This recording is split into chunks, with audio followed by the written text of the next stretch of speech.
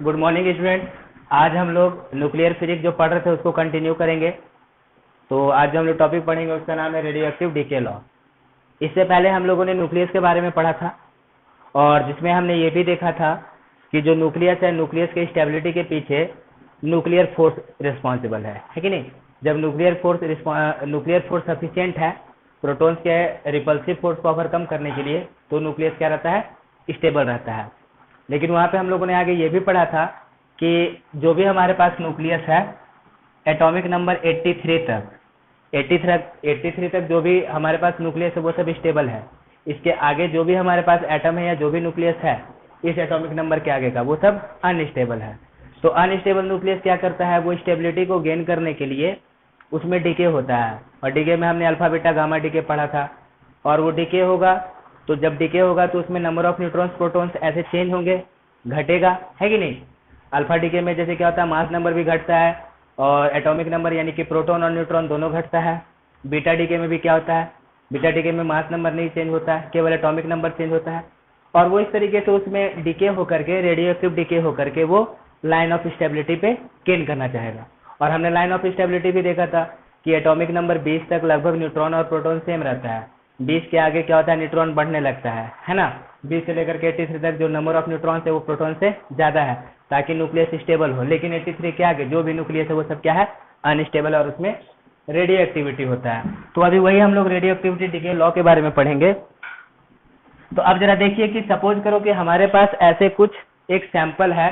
Suppose करो कि हमारे पास कोई sample of radio active atoms हैं, या फिर सपोज कीजिए कि ऐसा न्यूक्लियस है, ठीक, कुछ इस तरीके से। मान लीजिए हमारे पास ये ऐसे कुछ सैंपल्स है। अब मान लीजिए कि ये जो हमारे पास रेडियो एक्टिव एटम है, सपोज करो कि इसमें कोई एलिमेंट है, हम कोई एलिमेंट ए ले लेते हैं। मान लीजिए कि कोई एलिमेंट ए है या एक्स है या बी है या कुछ भी है, ठीक। तो अब जैसे इसमें क्या होगा, ये रेडियो एक्टिव एटम है, अनस्टेबल है, तो इसमें डीके होगा। तो अब इसमें जो डीके होगा, तो ये जो रेडियो एक्टिव डीके है ये एक रैंडम प्रोसेस है। देखिए ये सब का सब अनस्टेबल है। इसमें जितने भी हमने एटम्स लिया है या जो भी न्यूक्लियस लिया है ये सब का सब क्या है, अनस्टेबल है। तो अनस्टेबल है तो ये रैंडम प्रोसेस होता है डीके। रैंडम प्रोसेस मतलब कि कब किस टाइम पे कौन से न्यूक्लियस में रेडियो एक्टिव डीके होगा ये नहीं बताया जा सकता। कहने का मतलब सपोज कीजिए कि हमारे पास ऐसे कोई 1 2 3 4 5 6 7 8 9 10, सपोज करो कि हम 10 एटम लिए हैं, है ना। ये सब अनस्टेबल है। तो अब इस 10 में कब कौन सा रेडियो एक्टिव डीके होगा, यानी किससे रेडिएशन निकलेगा, किससे रेडिएशन नहीं निकलेगा, कौन न्यूक्लियस टूटेगा, टूट करके अपना atomic number mass number change करेगा, नहीं बता सकते, ठीक है। हो सके मान लीजिए कि हमने बिल्कुल इसी के जैसा 2 जगह पे लिया, एक जगह पे 10 एटम और दूसरी जगह पे भी 10। अब हो सके पता चलेगा, नंबरिंग कर देते, मान लो ऐसा तो होता नहीं है लेकिन समझने के लिए, ठीक। इसमें भी 1 2 3 4 5 6 7 8 9 10, ठीक। अब ऐसा भी हो सकता है कि ये हमने 2 जगह पे सैंपल लिया है, इक्वल अमाउंट। अब इसमें भी हो सकता है कि यहाँ पे शुरुआती में इन दोनों पे, एकदम से शुरू में इन दोनों में रेडियो एक्टिव डीके हो। अब हो सके इस सैंपल में 5 और 9 में हो सकता है। हो सके शुरू में इसमें 6 7 8 में डीके हो, इसमें 1 2 3 में डीके हो सकता है। कहने का मतलब ये है कि ये जो रेडियो एक्टिव डीके है ये एक रैंडम प्रोसेस है। मतलब कि कब कौन सा न्यूक्लियस किससे रेडियो एक्टिव डीके होगा, किससे रेडिएशन निकलेगा, किस टाइम पे कौन से न्यूक्लियस से निकलेगा, इसको हम लोग नहीं बता सकते। ये एक रैंडम प्रोसेस है। कभी भी किसी भी न्यूक्लियस में तुम्हारा ऐसे रेडियो एक्टिव डीके हो सकता है। तो ये रैंडम प्रोसेस है। अब जरा देखिए कि ये जो हमारे पास अभी ये पूरा का पूरा जो हमने सैंपल लिया है, सपोज कीजिए कि ये टाइप ए है ना।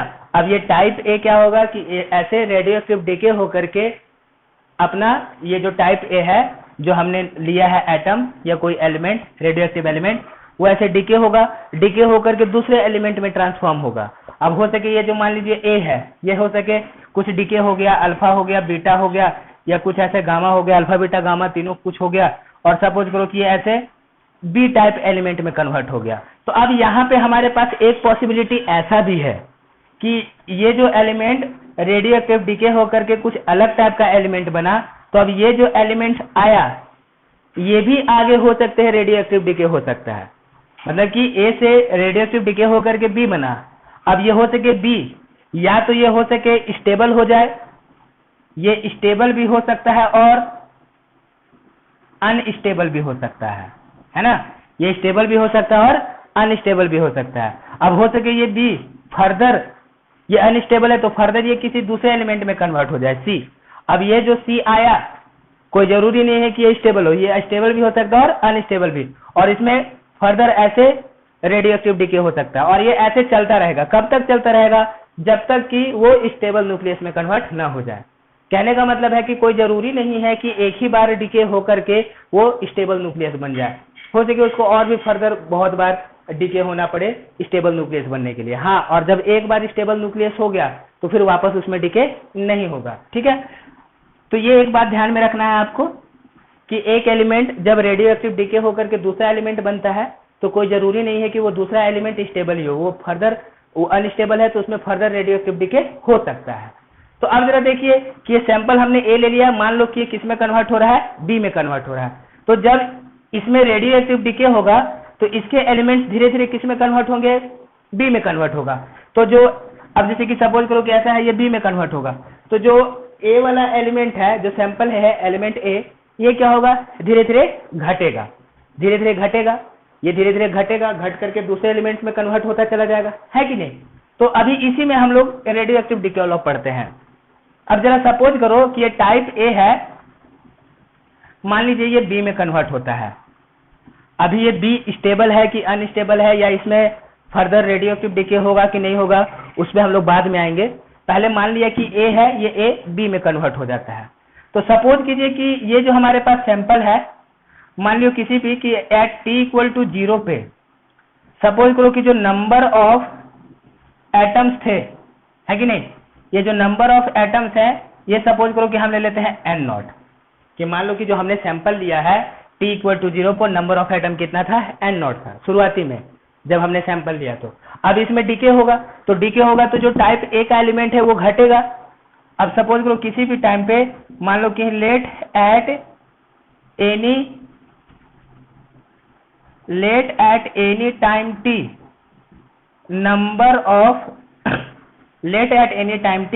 नंबर ऑफ जो एटम्स है, सपोज करो कि हम ले लेते हैं एन, सपोज करो कि हमने एन ले लिया, कि मान लिया कि टी इक्वल टू 0 पे जो नंबर ऑफ एटम्स था वो एन नॉट था। ये धीरे धीरे डीके हुआ, डीके होकर के क्या हुआ कि सपोज करो किसी भी टाइम पे एन बचा। अब मान लो कि in small time dt, suppose करो कि हमने एक स्मॉल टाइम dt लिया है, तो सपोज करो कि स्मॉल टाइम dt में let dn number of atoms decay, कि सपोज कीजिए कि किसी भी टाइम t पे n एटम्स था a का, शुरुआती में n नॉट था, जैसे जैसे टाइम होते चला जाएगा, बढ़ते चला जाएगा, ये डीके होता चला जाएगा, दूसरे एलिमेंट में कन्वर्ट होगा। मान लेते हैं कि b में कन्वर्ट हो रहा है, तो t टाइम पे n है, सपोज करो कि हमारे पास कोई स्मॉल टाइम आया dt, तो dt में सपोज करो कि हमने कितना dn number of atoms decay हो गया। तो इसका मतलब कि t पे n है तो t प्लस dt पे कितना आ जाएगा? n minus dn। dn क्या हो गया? dn तुम्हारा डीके हो गया ना, तो डीके हो गया तो घट जाएगा, यानी t पे n था तो t प्लस dt पे कितना हो गया? n minus dn। तो अभी यहाँ पे हम लोग रेट ऑफ डीके निकालते हैं, ठीक है? रेट ऑफ डीके, तो यहाँ पे रेट ऑफ डीके क्या हो जाएगा? जरा देखिए कि t पे n था और t प्लस dt पे कितना हो गया? n minus dn। तो जब भी हम लोग ऐसे रेट निकालते हैं तो क्या करते हैं? फाइनल माइनस इनिशियल, है ना, final minus initial upon change in time, ऐसे निकालेंगे। तो अभी यहाँ पे जो हमारे पास रेट ऑफ डीके आया, rate of decay that is कितना आ जाएगा? ये फाइनल कितना है? फाइनल है n माइनस dn, ये कितना आ जाएगा? ये आ जाएगा दैट इज फाइनल है n माइनस dn, है ना, minus n upon t plus dt, ये फाइनल है, ये फाइनल है, और ये इनिशियल है टी पे, यानी कि इन स्मॉल टाइम dt हम लोग निकालते हैं इन स्मॉल टाइम dt में जो रेट ऑफ डिके है that is final minus initial upon कितना t plus dt minus T, यानी यही कितना हो जाएगा माइनस dn बाई dt है, यानी ये रेट ऑफ डिके आया माइनस dn बाई dt। तो अब जरा देखिए यहाँ पे जरा गौर कीजिए कि ये जो हमारे पास रेट ऑफ डिके आया माइनस dn बाई dt है, ये माइनस में आ रहा है। क्यों माइनस में आ रहा है? क्योंकि टाइम के साथ ये घट रहा है। अगर ये टाइम के साथ बढ़ रहा था तो यहाँ पे प्लस में आता है, यही ना कि t पे n है, t प्लस dt पे n माइनस dn हो गया, तो रेट ऑफ डिके कितना हो जाएगा स्मॉल टाइम dt में, ये जाएगा माइनस dn बाई dt। तो ये हमारे पास रेट ऑफ डिके हुआ। तो ऐसा ऑब्जर्व किया गया है एक्सपेरिमेंटली कि ये जो रेट ऑफ डिके होता है, ये रेट ऑफ डिके होता है directly proportional to the number of atoms present at that time. मतलब कि सपोज कीजिए कि हमारे पास इस टाइम पे कुछ हमारे पास ऐसा न्यूक्लियस है, सपोज करो कि इस टाइम पे हमारे पास कुछ न्यूक्लियस है, तो अब इस टाइम पे जो डिके होगा वो जितना न्यूक्लियस है उसके प्रोपोर्शनल में होगा। मतलब कि कभी भी हम लोग को ऐसे इंस्टेंटेनियस रेट ऑफ डिके जो होता है that is directly proportional to the number of nucleus present. मतलब कि जितना ज्यादा न्यूक्लियस रहेगा ऑब्वियसली जो रेट ऑफ डिके होगा उतना ज्यादा होगा। अगर 1000 न्यूक्लियस है और सपोज कीजिए 1 लाख न्यूक्लियस है, तो जो 1 लाख में रेट ऑफ डिके होगा वो ज्यादा होगा, क्योंकि वहां पे नंबर ऑफ कितने हैं, ज्यादा है। अब जैसे कि सपोज करो कि हमने ऐसे 5 न्यूक्लियस लिया और सपोज करो कि ऐसे 10 न्यूक्लियस लिया। अब हो सके इन स्मॉल टाइम dt में इसमें हो सके कि 1 न्यूक्लियस में रेडियो एक्टिव डिके हो सके उतने ही टाइम में इसमें 3 में हो जाए। तो ये जो रेट ऑफ डिके है न्यूक्लियस का किसी भी टाइम पे at any time that is proportional to the number of nucleus present at that time. तो ऐसा देखा गया एक्सपेरिमेंटली कि ये जो रेट ऑफ डिके है minus dn by dt that is proportional to number of nucleus. मतलब कि किसी भी टाइम पे नंबर ऑफ न्यूक्लियस n था, स्मॉल टाइम dt में dn डिके हो गया, तो इसका जो रेट ऑफ डिके आया इस टाइम पे t टाइम पे वो डायरेक्टली प्रोपोर्शनल होगा n के। ठीक है, तो यहीं से हमारे पास आता है minus dn by dt is equal to lambda into n, जिसमें लैम्डा क्या है, लैम्डा कोई कांस्टेंट है। लैम्डा है क्या, ये है डिके कांस्टेंट। ये क्या है, lambda is the decay constant. ठीक, अब ये जो लैम्डा आया डिके कांस्टेंट ये न्यूक्लियस टू न्यूक्लियस वैरी करता है, ये यूनिवर्सल कांस्टेंट नहीं है। कहने का मतलब कि हर न्यूक्लियस के साथ लैम्डा का वैल्यू सेम नहीं होगा। ये किस पे डिपेंड करता है, it depends on type of nucleus, ये टाइप ऑफ न्यूक्लियस के लिए डिपेंड करता है। ठीक है, अब जैसे कि कहने का मतलब कि सपोज कीजिए हमारे पास यूरेनियम है, तो यूरेनियम का जो डिके कांस्टेंट आएगा, और सपोज करो प्लूटोनियम है, प्लूटोनियम का जो डिके कांस्टेंट आएगा दोनों डिफरेंट आएगा, क्योंकि ये nucleus to nucleus atom to atom vary करता है रेट ऑफ डिके। हाँ, लेकिन लैम्डा क्या है कि लैम्डा नंबर पे डिपेंड नहीं करेगा। कहने का मतलब 1 लाख एटम हो या फिर 10,000 एटम हो या फिर कितना भी हो, जो अगर एक ही टाइप का एलिमेंट है तो उन सब के लिए लैम्डा का वैल्यू क्या रहेगा, सेम रहेगा। इसीलिए इसको कांस्टेंट बोला गया है कि लैम्डा क्या है, ये डिके कांस्टेंट है। It depends only on the type of the element, it do not depends on the number of the atom. Number ज्यादा रहे या कम रहे, जैसे कि फॉर एग्जाम्पल गोल्ड है, गोल्ड का कलर येलो होता है, चाहे आप थोड़ा सा गोल्ड लो या बहुत ज्यादा गोल्ड लो, कलर येलो है तो येलो ही रहेगा। तो वही बात है कि लैम्डा है, कम न्यूक्लियस रहे या ज्यादा न्यूक्लियस रहे, डिके कांस्टेंट रहेगा तो सेम रहेगा। हाँ, लेकिन अब जैसे कि आपने सिल्वर लिया तो सिल्वर का कलर व्हाइट है, गोल्ड का कलर येलो है, तो वही बात है, अलग अलग एलिमेंट होगा तो उसका अलग अलग लैम्डा आएगा। यूरेनियम का अलग आएगा लैम्डा, प्लूटोनियम का अलग आएगा लैम्डा, ऐसे और भी दूसरे जो रेडियो एक्टिव है उसका अलग आएगा लैम्डा। तो ये हमारे पास एक रिलेशन आया। तो ये जो हमने रेट ऑफ डिके निकाला माइनस dn बाई dt, ये किस पे निकाला, टी टाइम पे निकाला। तो जरा देखिए यहाँ से ये n क्या है, ये n क्या है, n is the number of element present at time t। ये बहुत गौर करने वाली बात है। ये जो हमने dn बाई dt निकाला that is equal to lambda n, तो इसमें n क्या है, n is the number of number of atom present at any time t। अब यहाँ से हमारे पास एक डिफरेंशियल इक्वेशन आ गया, तो यहाँ से एक डिफरेंशियल इक्वेशन आ गया, तो हम लोग इसको कैसा लिखेंगे, इस डिफरेंशियल इक्वेशन को सॉल्व करते हैं। dn by n is equal to minus lambda dt, हम लोग इसको इंटीग्रेट कर देते हैं। dn/n is equal to minus lambda dt। अब जरा देखिए, ये तो इंटीग्रेशन है, तो इंटीग्रेशन में लैम्डा कांस्टेंट है तो वो बाहर आ जाएगा, यानी कि that is dn/n is equal to minus lambda dt। अब हम लोग इसको चाहे तो डेफिनेट इंटीग्रल और अनडेफिनेट इंटीग्रल दोनों से सॉल्व कर सकते हैं। अब जब टाइम 0 है तो नंबर ऑफ एलिमेंट्स कितना है, n0। जब टाइम 0 है तो यहाँ पे जो नंबर ऑफ एटम है, जो भी एलिमेंट बोलेंगे या एटम बोलेंगे, कि जब टाइम 0 है तो 0 पे कितना था, n0 था। अब किसी भी टाइम पे कितना हो गया, t पे, सपोज करो t पे n है, तो अब यहां से इसको अगर सॉल्व किया जाए, यहां से अगर सॉल्व करेंगे इस इंटीग्रेशन को, तो मैं इधर सॉल्व कर रहा हूं, जरा देखिएगा। ये जो हमारे पास आया dn/n is equal to minus lambda dt। जब 0 है तो n0 है, किसी भी टाइम पे n है, तो ये इंटीग्रेशन आ जाएगा ln n, नेचुरल लॉगरिथम होता है n0 n, this is equal to minus lambda t, 0 से t। इसको सॉल्व करेंगे तो कितना आ जाएगा, ये आ जाएगा ln n/n0, this is equal to minus lambda t, इसका इंटीग्रेशन, तो दैट इज n/n0 क्या हो जाएगा, that is minus lambda t ln है।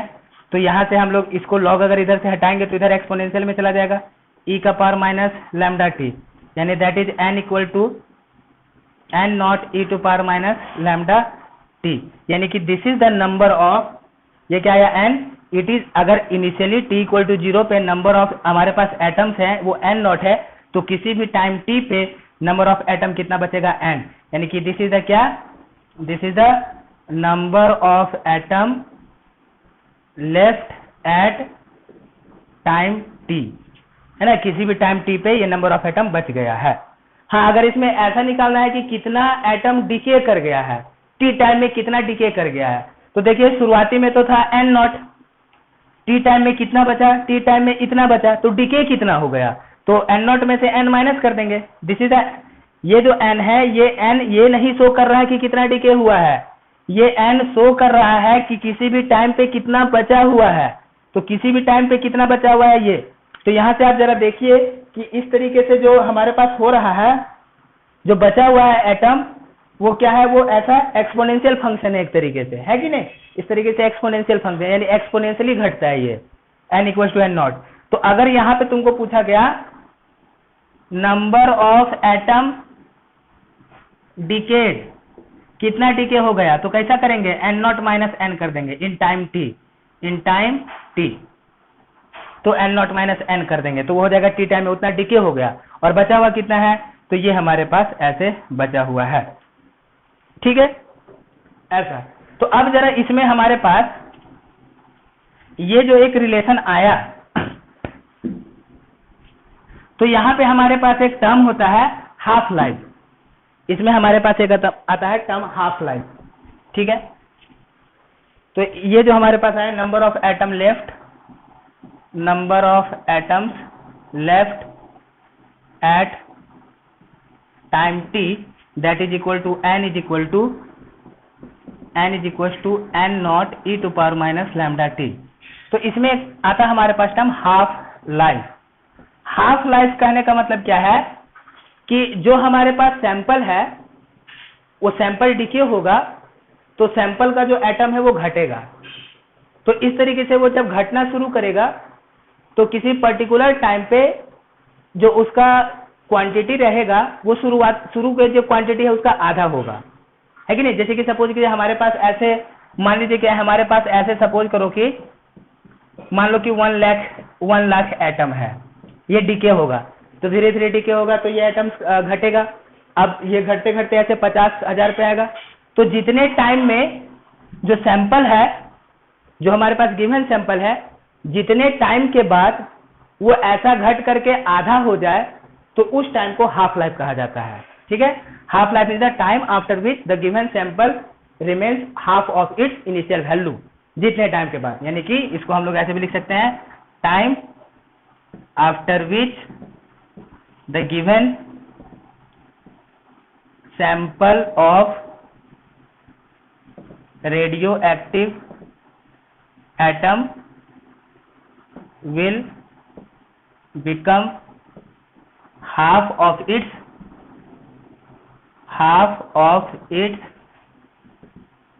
इनिशियल वैल्यू, तो उसको हम लोग बोलेंगे हाफ लाइफ। तो हम लोग हाफ लाइफ कैसे निकालते हैं जरा देखिए। किसी भी टाइम पे एट एनी टाइम कितना है, eight any time number of atom is left is n। तो सपोज करो कि हाफ लाइफ के लिए n कितना हो जाना चाहिए, n0/2। तो हमने लिख दिया इसको n0/2 is equal to n0 e⁻λt। ठीक है, तो यहां से कितना आ जाएगा बताइए, ये n0 cancel, e⁻λt is equal to कितना 1/2। तो therefore -λt is equal to कितना ln1/2। ठीक, तो इसको हम लोग फर्दर सॉल्व करेंगे तो कितना आ गया, λt इज इक्वल टू कितना, माइनस हटाएंगे, तो माइनस हटाएंगे तो इसको हम लोग ऐसे उल्टा लिख सकते हैं, है कि नहीं। ये इधर ln1 माइनस ln2, ln1 0 होगा, माइनस ln2 बचेगा, लिख ही देते हैं यार इसको, यानी -λt is equal to ln1 minus ln2।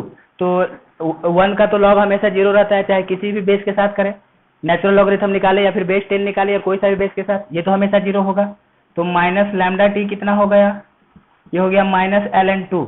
तो देयरफॉर λt कितना आ गया, ये आ गया ln2। तो देयरफॉर t कितना आ गया, तो देयरफॉर यहाँ से जो t हाफ आया, t half that is equal to कितना, t half is equal to ln2/λ। तो यहाँ से जरा गौर कीजिए, ये जो हमारे पास हाफ लाइफ आया, ये हाफ लाइफ ln2/λ, ये तो एक कांस्टेंट है और ये लैम्डा क्या है, डीके कांस्टेंट है। मतलब कि जो हाफ लाइफ है वो कितना प्रेजेंट है हमारे पास रेडियो एक्टिव एलिमेंट, उस पर डिपेंड नहीं करता है। वो किस पे डिपेंड करता है, वो केवल और केवल रेडियो एक्टिव डीके कांस्टेंट पे डिपेंड करता है। जरा देखिए, जो हाफ लाइफ आया, हाफ लाइफ कितना आया, ln2/λ। तो इस ln2/λ में कहीं पे भी ऐसा नंबर ऑफ एलिमेंट्स का यहाँ पे नहीं आया कुछ भी, है कि नहीं। तो ये क्या पता चलता है कि जो हाफ लाइफ है किसी भी रेडियो एक्टिव सैंपल का, वो उस पर डिपेंड नहीं करता है कि पहले कितना न्यूक्लियस प्रेजेंट था, वो केवल डिपेंड करता है कि उसका रेडियो एक्टिव डीके कांस्टेंट क्या है। कहने का मतलब ये है कि सपोज करो कि आपने ऐसे यूरेनियम के 2 सैंपल लिए, ठीक है, एक ऐसे यूरेनियम का 2 सैंपल लिया, इसमें सपोज करो हमने इसमें क्या किया, इसमें हमने ऐसे 10,000 एटम्स डाला, सपोज दैट, हालांकि ये तो पॉसिबल नहीं है, सपोज दैट, या फिर ऐसा करते हैं कि सपोज करो हमने इसमें ऐसे 1 ग्राम यूरेनियम रखा, ठीक, और इसमें सपोज करो कि हम ऐसा 10 ग्राम यूरेनियम रखते हैं। 2 सैंपल लिया, एक सैंपल में 1 ग्राम यूरेनियम है, दूसरे सैंपल में 10 ग्राम यूरेनियम है, ठीक। तो अब ये 1 ग्राम से आधा होना, यानी कि ये 0.5 ग्राम जितने टाइम में होगा उतने ही टाइम में ये 10 ग्राम कितना हो जाएगा, 5 ग्राम हो जाएगा, क्योंकि जो हाफ लाइफ है वो केवल और केवल लैम्डा पे डिपेंड करता है। तो ये भी यूरेनियम है, ये भी यूरेनियम है, तो दोनों का लैम्डा सेम ही है, ठीक है। तो इस 1 ग्राम को आधा ग्राम होने में जितना टाइम लगेगा उतने ही टाइम में ये 10 ग्राम 5 ग्राम में कन्वर्ट होगा। तो ये हमारे पास हाफ लाइफ है, ये इंपॉर्टेंट है, बहुत जगह पे पूछा जाता है। तो टी हाफ हमने कितना ले दिया, T half is equal to ln2/λ। इसको हम लोग ऐसे टाउ से भी डिनोट कर सकते हैं ताकि हमें समझ में आए, ऐसे टाउ, तो यानी कितना लिखेंगे हम लोग, tau equal to ln2/λ, this is the half life. तो कभी कभी आपको क्वेश्चन में क्या रहेगा कि क्वेश्चन में ऐसा हाफ लाइफ दिया रहेगा और वहां से आपको लैम्डा का जरूरत पड़ेगा क्वेश्चन सॉल्व करने के लिए, तो लैम्डा को हम लोग इस हाफ लाइफ से लिख देंगे और उसके बाद इसको सॉल्व करेंगे।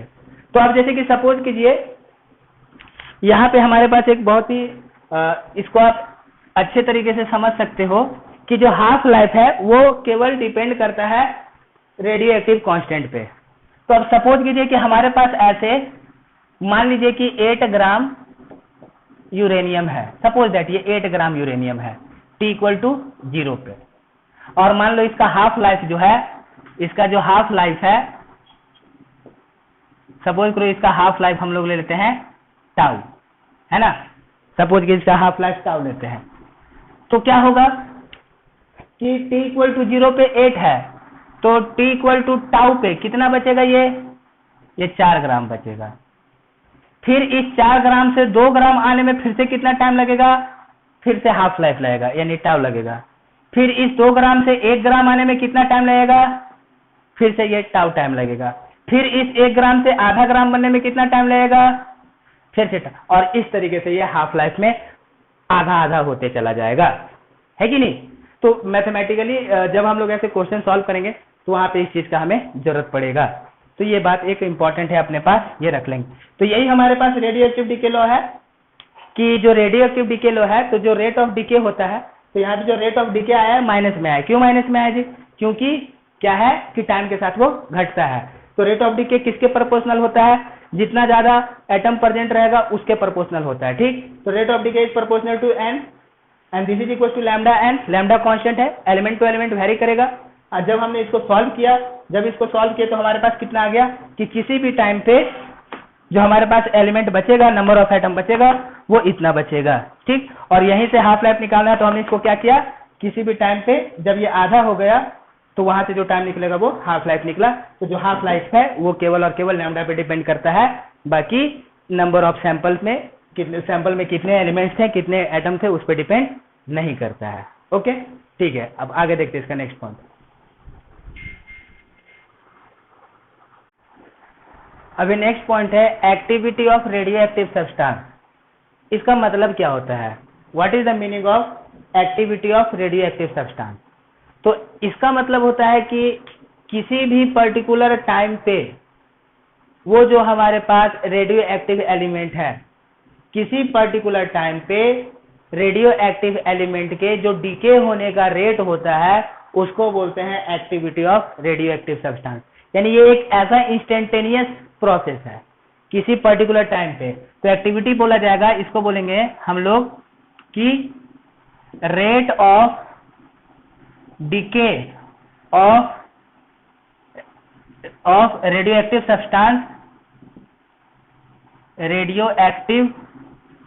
Substance, at some time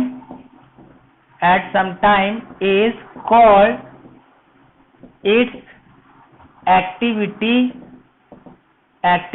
at that time, है ना। मतलब ये कोई कांस्टेंट नहीं रहता है, एक्टिविटी कांस्टेंट नहीं रहता है, ये टाइम टू टाइम वेरी करेगा। किसी पर्टिकुलर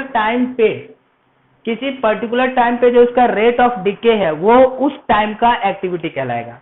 तो अभी मैंने बताया था कि जो रेट ऑफ डीके है ये तो नंबर ऑफ एटम पे डिपेंड करता है। तो यानी कि अगर शुरू में एटम ज्यादा है तो एक्टिविटी ज्यादा होगा, यानी कि ज्यादा रेट ऑफ डीके होगा। धीरे धीरे जब एटम कम होते चला जाएगा तो एक्टिविटी क्या होगा, घट जाएगा। यानी कि activity is the rate of decay of radioactive substance at some time is called its activity at that time. इसको कभी कभी ऐसे ए से डिनोट किया जाएगा। तो एट एनी टाइम टी मान लेते हैं कि if at any time t number of atom is an. Suppose कीजिए कि किसी भी टाइम पे नंबर ऑफ एटम कितना है, एन है, then activity at that time, उस टाइम का जो एक्टिविटी आएगा ए इज इक्वल टू कितना आ जाएगा, minus dn by D T, rate of decay. किसी भी टाइम पे रेट ऑफ डीके कितना होता है, minus dn by D T. Minus sign क्या किस लिए लग जाता है, यहाँ पे माइनस साइन शो करता है, वो घट रहा है, तो वो कहलाएगा minus dn by D T, ठीक है।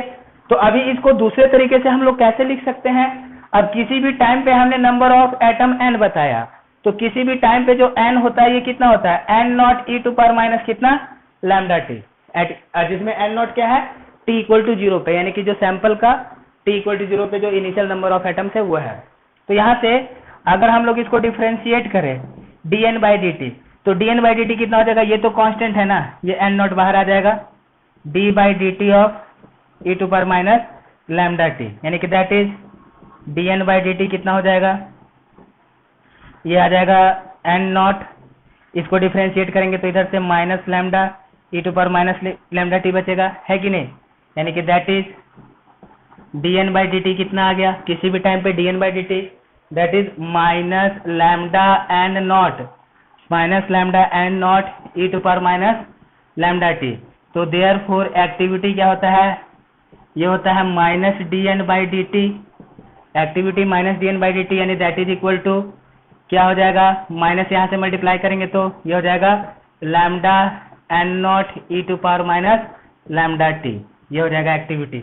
Activity at any time is equal to lambda N not E to power minus lambda T. तो अब at T equal to zero, T equal to zero, T equal to zero पे, है ना, T equal to zero पे जो activity होगा, यानी कि जस्ट स्टार्टिंग में, जैसे ही सैंपल आया जस्ट स्टार्टिंग में जो एक्टिविटी होगा उसको हम लोग ए नॉट से डिनोट करेंगे, ठीक, ए नॉट से डिनोट करेंगे। तो टी इक्वल टू जीरो पे, टी इक्वल टू जीरो पे ये क्या हो जाएगा, ए हो जाएगा ए नॉट। तो टी इक्वल टू जीरो पे ये टर्म जीरो होगा तो ये पूरा 1 हो जाएगा, कितना बचेगा, लैम्डा एन नॉट। तो देयरफॉर लैम्डा एन नॉट को ए नॉट से भी डिनोट कर सकते हैं, therefore A equal to A not E to power minus lambda T. ऐसे भी लिखा जा सकता है कि किसी भी टाइम पे जो एक्टिविटी होगा वो initial activity E to power minus lambda T, ये हमारे पास एक रिलेशन है। तो एक्टिविटी का मतलब यही होता है ना, ठीक है। तो किसी भी टाइम पे अगर हम लोग को रेट ऑफ डिके निकालना है तो minus D N by D T लेंगे। तो यहाँ से हमारे पास किसी भी टाइम पे एन का वैल्यू था, इसको हमने यहाँ से कर दिया तो अपने पास रिलेशन आया। अभी इसमें टर्म आता है कि जो हमारे पास जो रेट ऑफ डिके है उसका यूनिट क्या होता है ना, रेट ऑफ डिके का यूनिट। तो रेट ऑफ डिके का यूनिट जो ऐसा यूनिट है वो है बिक्वेरल। तो जो रेट ऑफ डिके का यूनिट है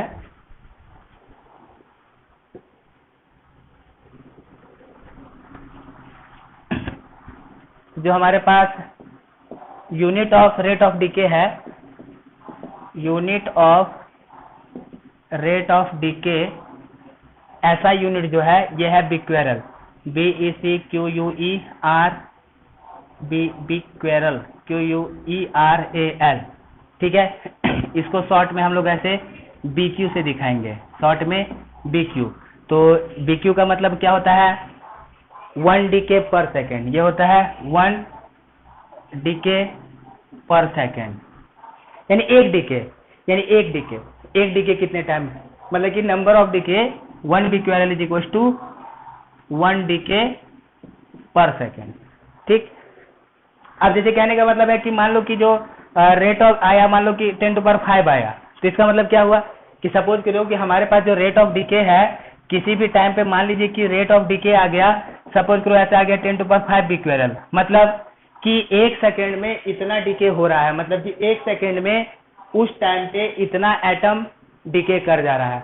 तो बिक्वेरल का मतलब होता है कि 1 डिके पर सेकेंड, ऐसा यूनिट, शॉर्ट में हम लोग बिक्यू से दिखाएंगे। इसके और भी यूनिट्स हैं, इसके और भी यूनिट है क्यूरी, है ना, इसके और भी यूनिट है Curie and Rutherford.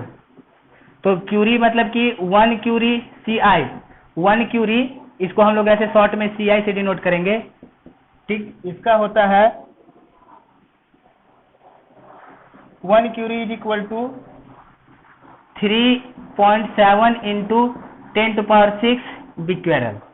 1 curie is equal to 3 into 10 to power 6 becquerel. इसको 1 क्यूरी भी बोला जा सकता है। अरे कैसे है कि 1 किलोमीटर बराबर 1000 मीटर, उसी टाइप में है, लेकिन ये बिक्वेरल हमारा ऐसा सिस्टम है।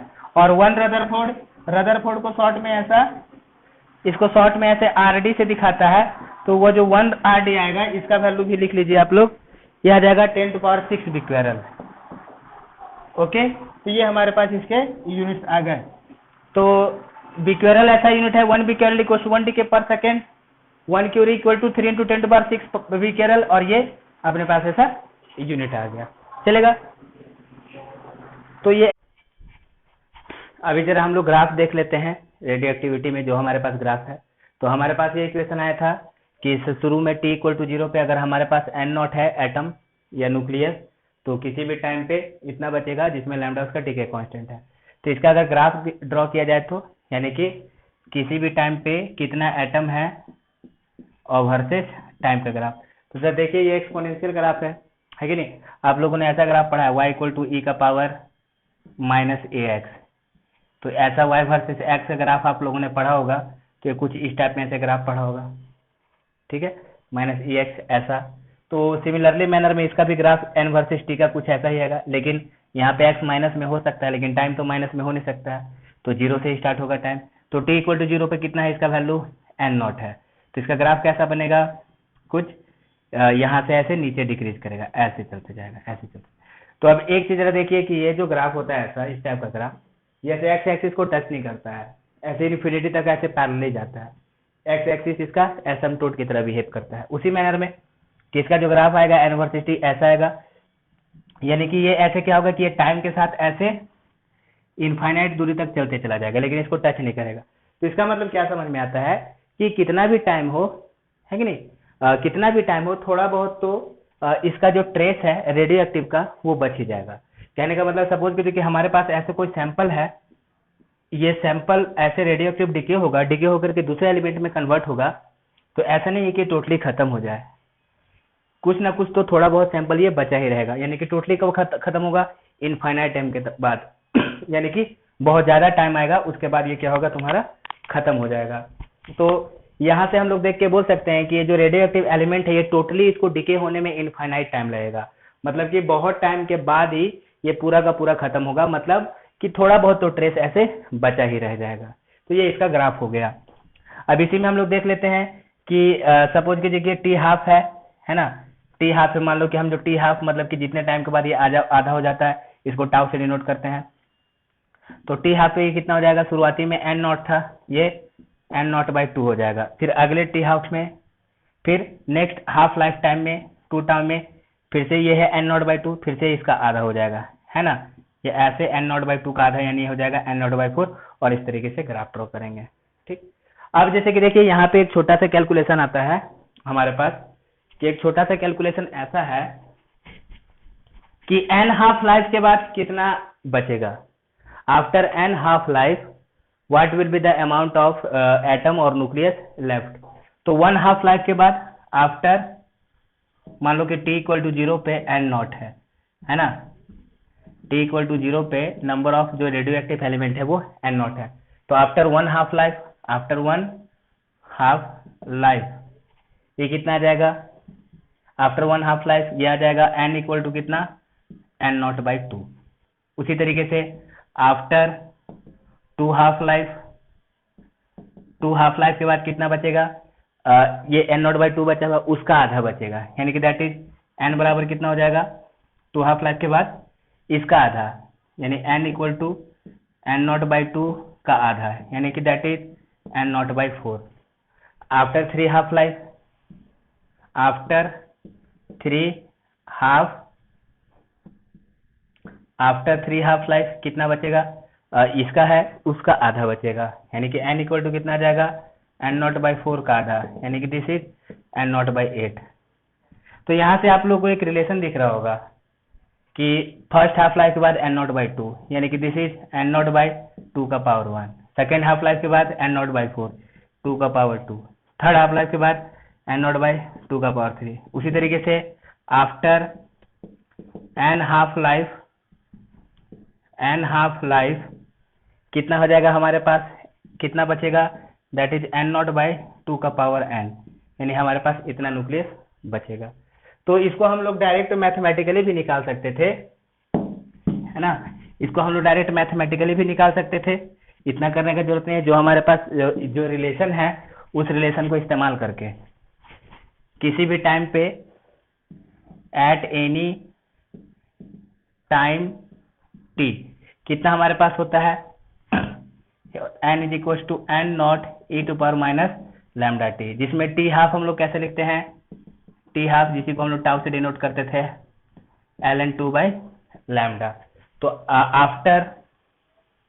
After time is equal to N tau, यानी कि एन हाफ लाइफ के बाद कितना बचेगा, n is equal to N not E to power minus lambda N tau, है ना, यानी कि that is N not E to power minus lambda N tau कितना, ln 2 by lambda, lambda lambda cancel हो गया, यानी this is N not E to power minus N ln 2।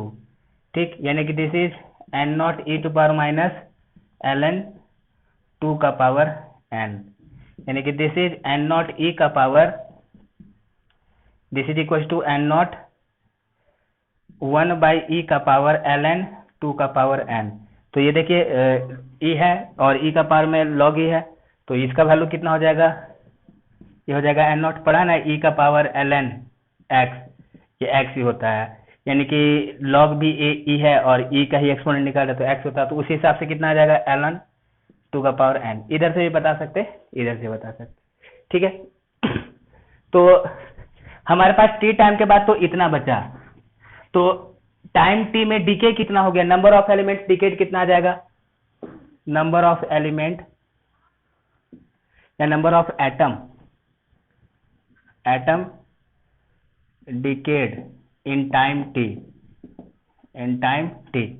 बचा हुआ इतना है, तो कितना डीके हो जाएगा, ये हो जाएगा एन नॉट माइनस एन, शुरुआती में एन नॉट था, टी टाइम के बाद इतना बचा तो इतना डीके हो गया, यानी this is equal to,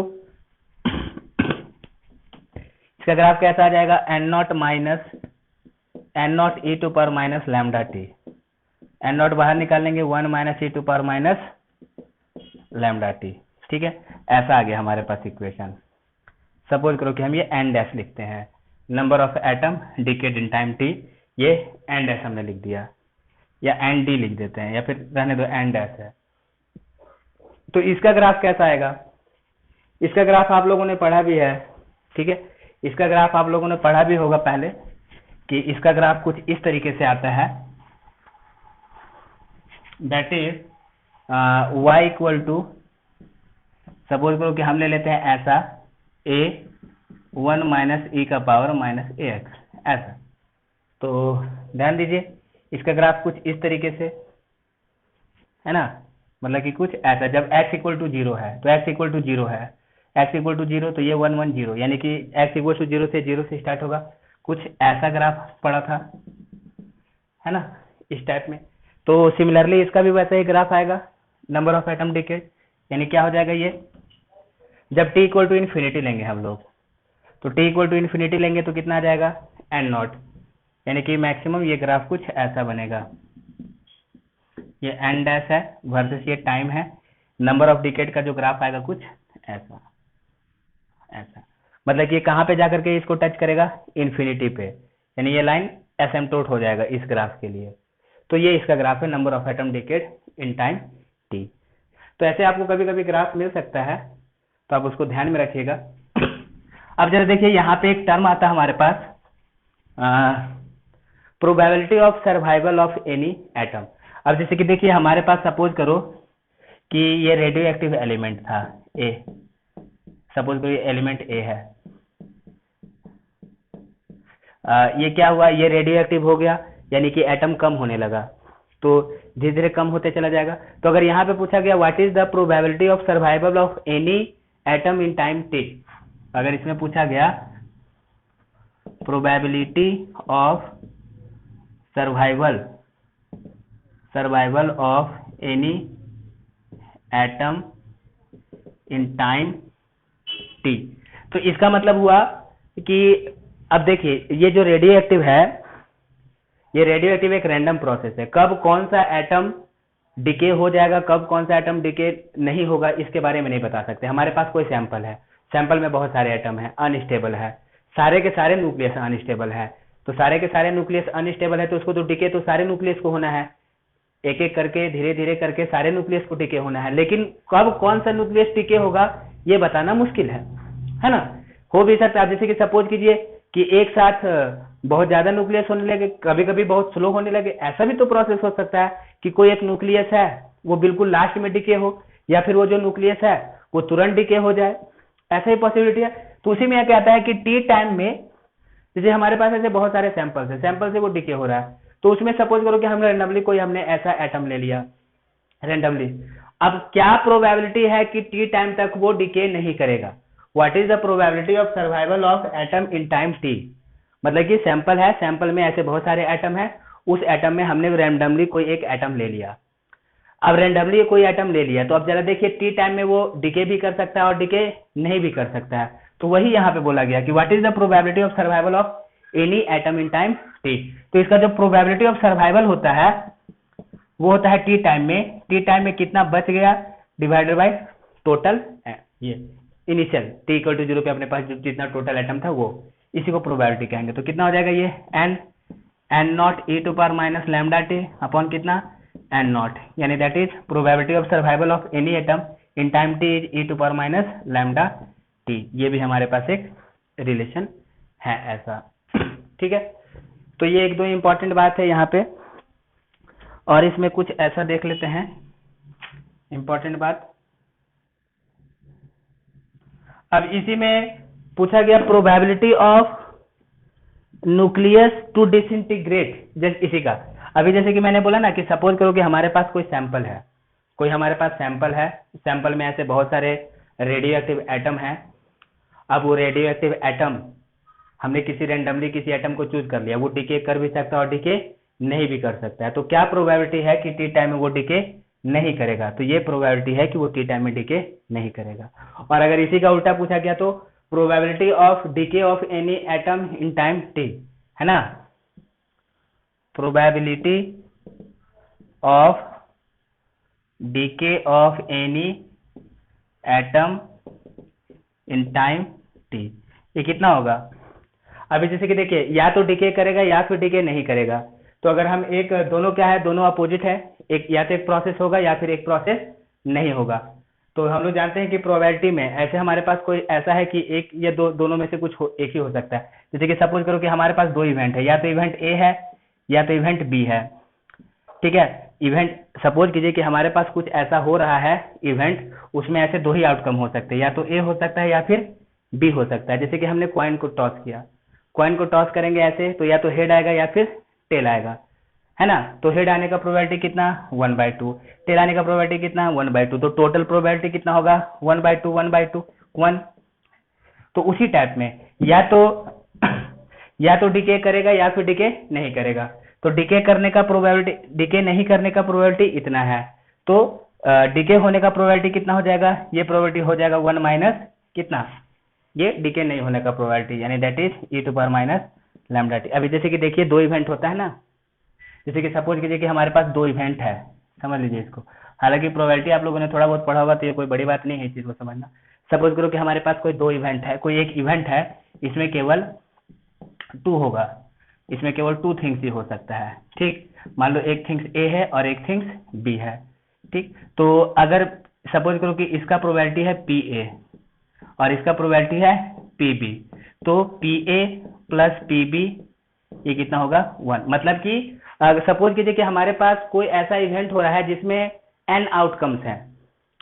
suppose कीजिए हमारे पास कोई ऐसा इवेंट है जिसमें n आउटकम है, तो सारे आउटकम का प्रोबेबिलिटी का सम 1 होता है। ये आप लोग प्रोबेबिलिटी में पढ़ोगे। हमारे पास जैसे कोई इवेंट है, उस इवेंट में n आउटकम्स हैं, पहला आउटकम, दूसरा आउटकम, तीसरा आउटकम, ऐसे बहुत तरह के n डिस्टिंक्ट आउटकम हो सकता है। तो जितने भी आउटकम है उन सबका प्रोबेबिलिटी का सम कितना होता है? 1 होता है। तो अगर दो ही आउटकम है तो दोनों के प्रोबेबिलिटी का सम कितना होगा? 1। तो अगर एक का प्रोबेबिलिटी पता है तो दूसरे का प्रोबेबिलिटी कितना होगा? 1 में से माइनस कर देंगे। तो वही बात है, हमारे पास कोई न्यूक्लियस है, एटम है, या तो वो डिके करेगा या फिर डिके नहीं करेगा। तो डिके नहीं करने का प्रोबेबिलिटी इतना है, तो डिके करने का प्रोबेबिलिटी कितना? 1 में से हमने इसको माइनस कर दिया, तो ये डिके करने का प्रोबेबिलिटी। अब अगर इसका ग्राफ भी पूछा गया तो वही एक्सपोनेंशियल ग्राफ ही है कि नहीं? एक्सपोनेंशियल ग्राफ ही है, तो वहां से हम लोग ऐसे खींच सकते हैं अगर इनकेस। हालांकि इसका ग्राफ तो नहीं आता है, अगर ग्राफ अगर ड्रॉ भी करना रहा तो आप डायरेक्टली इसी मैथमेटिकल फंक्शन के हिसाब से ग्राफ ड्रॉ कर सकते हैं। ठीक, तो ये हमारे पास एक आ गया। अभी हम लोग आगे देखते हैं। जैसे कि मैंने क्या बताया था आप लोग को कि एक एलिमेंट है अनस्टेबल है, एक एटम है न्यूक्लियस है अनस्टेबल है, तो क्या होगा? डीके हो जाएगा, डीके होकर के दूसरे न्यूक्लियस में कन्वर्ट हो जाएगा। तो अब जो दूसरा न्यूक्लियस आया, कोई जरूरी नहीं है कि वो स्टेबल हो, वो भी फर्दर डीके हो सकता है। जैसे कहने का मतलब ये ए है, ए हो करके बी बना। ठीक, अब ये तो बी स्टेबल हो सकता है और स्टेबल नहीं भी हो सकता है। अगर ये स्टेबल नहीं है, ये भी रेडियो एक्टिव है, तो ये भी डीके होकर के सी बनेगा, है ना। ठीक, अब ये भी सी होकर के हो सके, ऐसे डी प्रोसेस चलता रहेगा जब तक कि स्टेबिलिटी ना आ जाए, तब तक प्रोसेस चलता रहेगा। तो अभी इसी में हम लोग आगे पढ़ेंगे सक्सेसिव डिसइंटीग्रेशन। मतलब कि ए से बी बना और फिर बी से सी बना।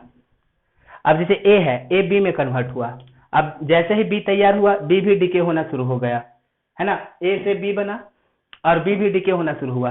तो अब किसी भी टाइम पे बी कितना बचेगा, अभी हम लोग इसके बारे में पढ़ते हैं। नेक्स्ट पॉइंट,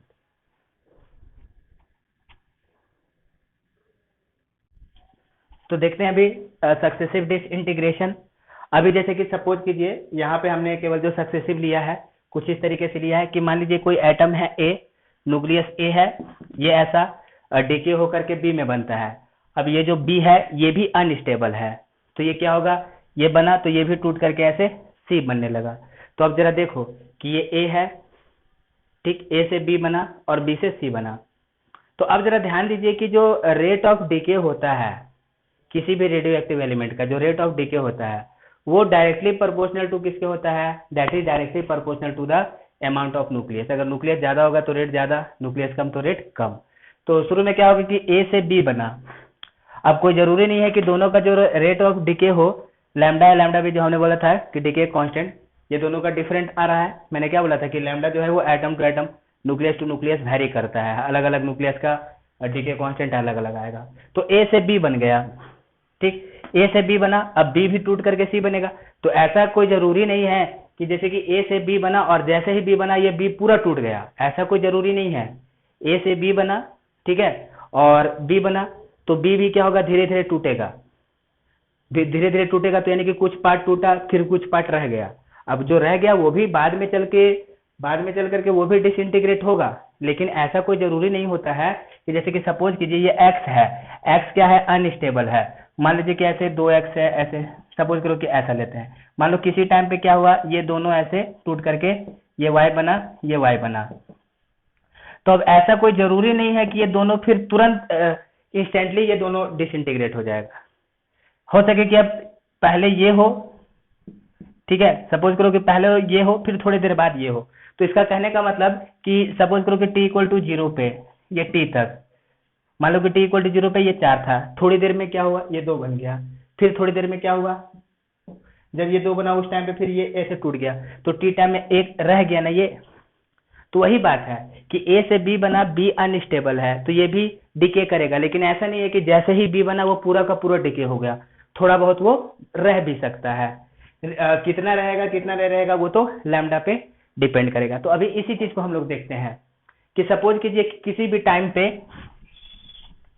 कि यहाँ पे है कि मान लीजिए कि t टाइम पे t इक्वल टू 0 पे ये जो a एटम था, a न्यूक्लियस था, ये n नॉट था, ठीक, ये n नॉट है। अब क्या हुआ कि किसी भी टाइम t पे ये डिसइंटीग्रेट होकर के b बना होगा, और जब b बना होगा तो भी टूट करके c बना होगा। तो बताना है कि t इक्वल टू सपोज करो किसी भी टाइम t पे इसमें na बचा हुआ है, तो उस टाइम पे nb कितना होगा। पहले इस चीज को आप समझ लीजिए कि आखिर ये कहना क्या चाहता है कि एक एटम है, न्यूक्लियस है a, सैंपल है, सैंपल में ऐसे बहुत सारे न्यूक्लियस हैं a का, वो a b में बनता है और b ऐसा टूट करके वापस c में बनता है, ठीक। तो ये जो a है शुरुआती में ये n नॉट है, तो ये n नॉट है तो ऐसे ये b बनेगा।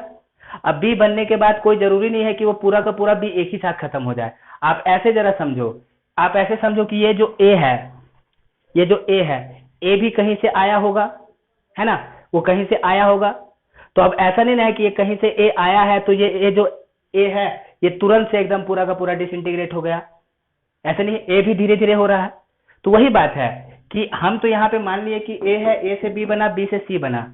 तो इंपॉर्टेंट बात यही है कि a से जब b बना तो जैसे ही b बनेगा कोई जरूरी नहीं है कि b पूरा खत्म हो जाए डिसइंटीग्रेट होकर के, ये भी धीरे धीरे खत्म होगा। तो a से b, b से c, यानी किसी भी टाइम पे थोड़ा बहुत b रह सकता है, तो हमें वही फाइंड करना है।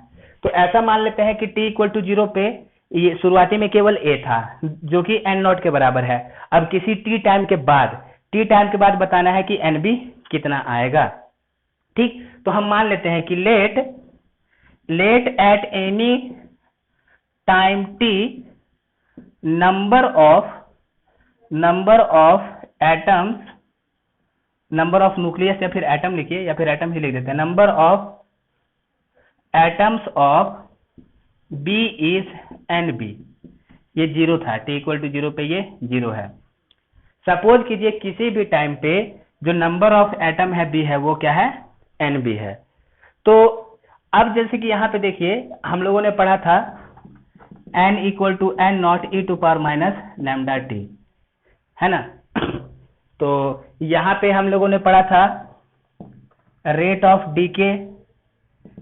डीके कितना होता था, minus dn by dt, rate of decay minus dn by dt, यानी दैट इज इक्वल टू कितना, ये आया था lambda N not E to power minus lambda T, यानी कि दिस इज लैम्डा एन, यानी किसी भी टाइम पे जो रेट ऑफ डिके है that is lambda into N, यानी उसका डिके कांस्टेंट इंटू उस टाइम पे जितना एलिमेंट बचा हुआ है। तो अब जरा देखो, हमने किसी भी टाइम पे इस पे नंबर ऑफ एटम्स कितने ले लिए, एन बी ले लिया। तो यहां से D N B by D T, देखिए जरा ध्यान दीजिएगा, यहाँ पे प्लस माइनस का फर्क होता है।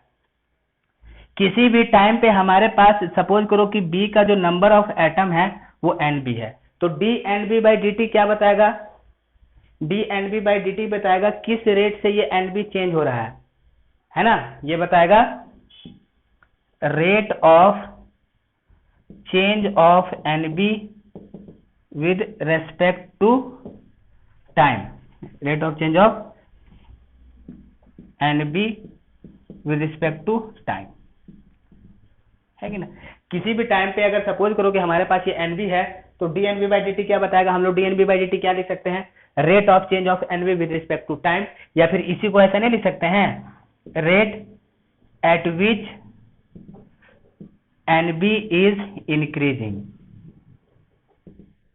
माइनस लगा देते हैं तो वो घटता है, माइनस लगा दिए तो घट गया है। हम लोग ऐसा मान रहे हैं कि देखो टी है, टी इक्वल टू जीरो पे एन नोट था, ये जीरो था, फिर जैसे जैसे टाइम बढ़ेगा ये बी में कन्वर्ट होगा, फिर बी सी में कन्वर्ट होगा। तो हम ऐसा मान करके चलते हैं कि सपोज करो कि टाइम के साथ बी बढ़ रहा है, घट भी सकता है लेकिन हमें नहीं पता घट रहा है कि बढ़ रहा है, तो मान लेते हैं कि सपोज करो ये बढ़ रहा है। तो किसी भी टाइम पे अगर हमने इसका नंबर ऑफ एलिमेंट्स ले लिया एन बी, तो D N B by D T क्या होगा कि किस रेट से ये चेंज हो रहा है, मतलब किस रेट से ये बढ़ रहा है, तो D N B by D rate at which N B is increasing. अब इसका इंक्रीज होने का रेट क्या होगा, rate of increase of B क्या होगा बताइए, rate of increase of B आएगा, या फिर rate of accumulation of B भी बोल सकते हैं इसको।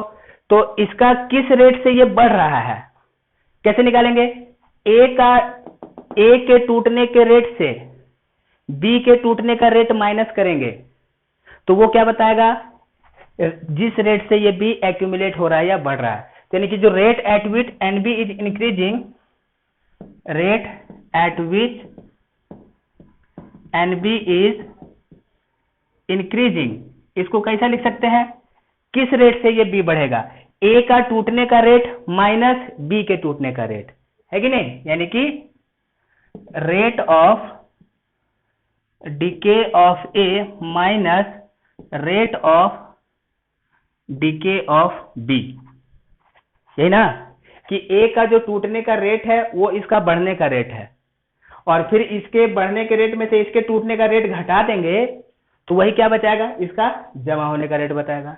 तो यानी कि rate at which N B is increasing या फिर एक्यूमुलेटिंग, ऐसे भी लिख सकते हैं, एक्यूमुलेटिंग, एक्यूमुलेट,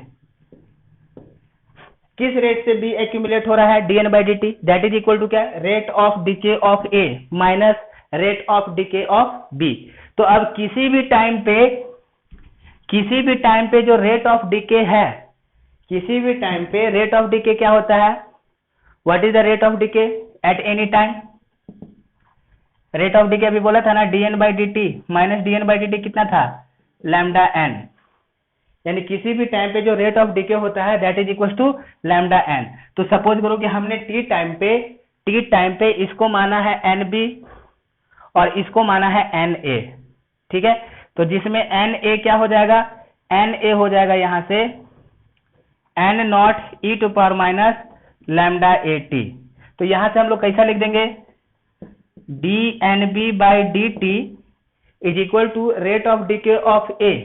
तो rate of decay of A कितना, lambda A N A minus rate of decay of B, rate of decay किसी भी टाइम पे रेट ऑफ डिके क्या होता है, लैम्डा इंटू उस टाइम पे जितना न्यूक्लियस प्रेजेंट है, this is lambda B into N B, हमने ऐसे लिख दिया, ठीक है। अब जरा देखिए ये एन ए कितना है, N A N not E to power minus lambda T के बराबर है, N is equal to N not E to power minus lambda T, ठीक। तो अब यहां से हम लोग इसको कैसे सॉल्व कर सकते हैं, ये हमारे पास एक डिफरेंशियल इक्वेशन आ गया ना किसी भी टाइम पे, यानी कि that is D N B by D T lambda A N A minus lambda B N B, ये हमारे पास एक डिफरेंशियल इक्वेशन बन रहा है। यानी यहां से हम लोग ऐसे लिखेंगे D N B by D T is equal to lambda A, N A कितना आ रहा है, एन ए है, this is N not E to power minus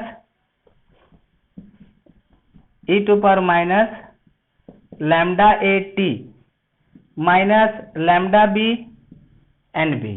ठीक, अब इसको जरा हम लोग अरेंज कर लेते हैं, D N B by D T plus lambda B N B, this is equal to lambda A, this is equal to lambda A N not E to power minus lambda A T.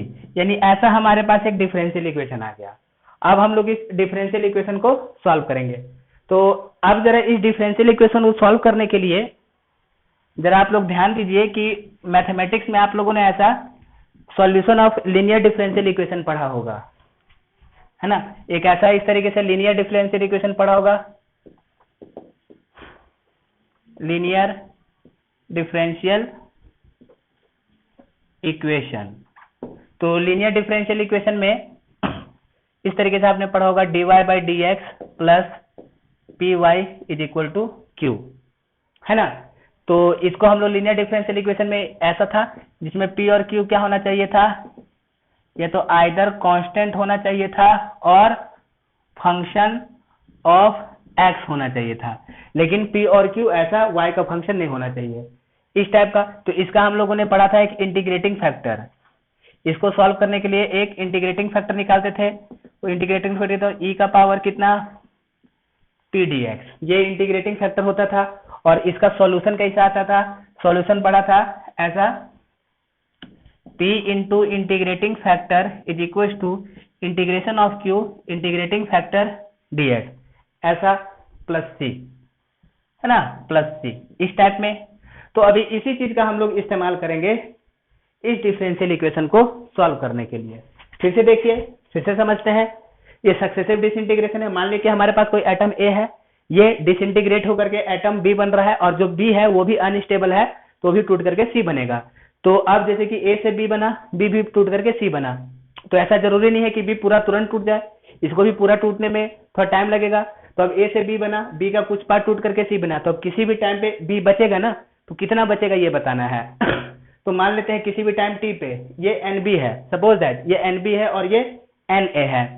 तो अब किसी भी time पे ये NB है, तो dNB by dt क्या बताएगा, इसका रेट ऑफ चेंज, यानी किस रेट से बढ़ रहा है, किस रेट से बढ़ रहा है। अगर माइनस नहीं लगाए क्योंकि हमें नहीं पता घट रहा है कि बढ़ रहा है, घट रहा होगा बढ़ रहा होगा, लेकिन हम ऐसा मान करके चलते हैं कि सपोज कीजिए एक्यूमुलेट हो रहा है, तो dNB बाई dt इसका रेट ऑफ एक्यूमुलेशन बताएगा। और रेट ऑफ एक्यूमुलेशन क्या होगा कि A का जो टूटने का रेट है वो इसका बनने का रेट है, तो इसके बनने के रेट में से इसका टूटने का रेट माइनस कर देंगे तो रेट ऑफ एक्यूमुलेशन आ जाएगा।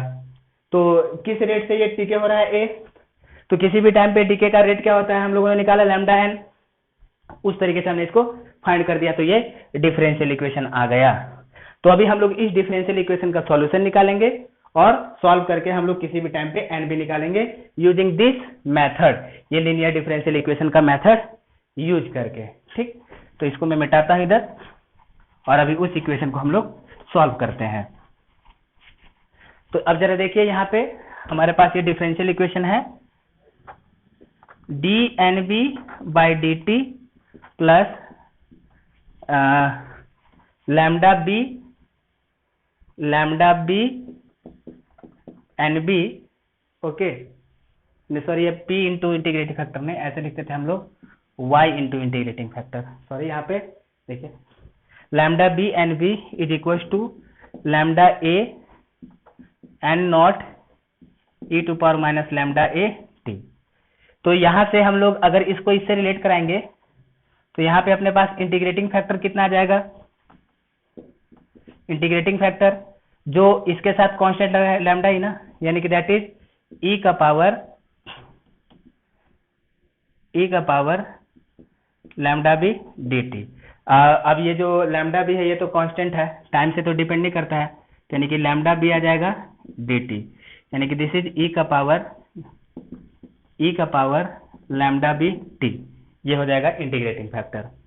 अब इसका सॉल्यूशन हम लोग कैसे निकालेंगे फिर, N B into N B into integrating factor कितना, ई का power lambda B T is equal to integration Q, Q के जगह पे ये वाला आया lambda A N not E to power minus lambda A T Q into integrating factor e to power lambda B T into कितना D T plus C, ऐसा यानी कि that is N B e का power lambda B T this is equal to इसका integration, तो इसके integration में देखिए लैम्डा ए एन नॉट ये तो कांस्टेंट है, टाइम पे डिपेंड नहीं करेगा, लैम्डा ए भी कांस्टेंट है, एन नॉट भी कांस्टेंट है, बाहर आ गया, इधर से ये आ गया तो ये ई का पावर लैम्डा ए टी, ये ई का पावर लैम्डा बी टी, दोनों का बेस सेम है, बेस सेम है तो हम लोग क्या करते हैं पावर ऐड कर देते हैं, ये हो जाएगा ई का power lambda B minus lambda A T D T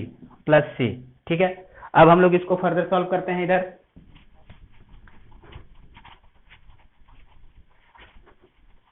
अब इसको फर्दर सॉल्व किया जाए, कितना आ जाएगा इधर से एन बी इंटू ई का power lambda B T that is equal to lambda naught lambda A N naught, और इसका इंटीग्रेशन कितना हो जाएगा बताइए, इंटीग्रेशन ऑफ ई का power A X, integration of E का power A X D X कितना होता है, ई का power A X by A, ये होता है ना इंटीग्रेशन, तो उस हिसाब से कितना आ जाएगा, ये आ जाएगा इंटू ई का power lambda B minus lambda A T upon lambda B minus lambda A, है ना, प्लस सी, सी क्या है इंडेफिनिट इंटीग्रल है, इंडेफिनिट इंटीग्रल का कांस्टेंट है ये सी। अब यहाँ से हम लोग को सी का वैल्यू निकालना है, तो सी का वैल्यू निकालना है तो हम लोग कंडीशन यूज करते हैं at T equal to zero, at T equal to zero N B कितना है जीरो है, टी इक्वल टू जीरो पे एन बी कितना है जीरो है, तो जब हम लोग यहाँ पे टी इक्वल टू जीरो पे इसको जीरो पुट करेंगे तो ये जीरो हो जाएगा, ठीक, ये जीरो हो जाएगा, और टी इक्वल टू जीरो पे ये क्या हो जाएगा, ये इसके पावर में जीरो हो जाएगा तो ये वन बचेगा, तो इधर से कितना बचेगा, ये आ जाएगा लैम्डा ए एन नॉट, इधर से बचेगा लैम्डा बी माइनस लैम्डा ए प्लस सी, तो देयरफॉर यहाँ से सी का वैल्यू कितना आ जाएगा, यह आ जाएगा minus lambda A N naught, है ना, lambda B minus lambda A, ये सी का वैल्यू आ गया, तो therefore at any time T atoms of B कितना हो जाएगा, इधर से एन बी ई का power lambda B T is equal to lambda A N not E to power lambda B minus lambda A T upon, देखिए C में भी ये lambda B minus lambda A है, ठीक है, एक स्टेप लिख लेते हैं एक्स्ट्रा, सी का है minus lambda A N naught lambda B by lambda A, तो यहाँ से अगर हम लोग ये वाला टर्म और ये वाला टर्म कॉमन निकाल ले तो इधर केवल कितना बचेगा, वन बचेगा, यानी कि this is equal to lambda A N not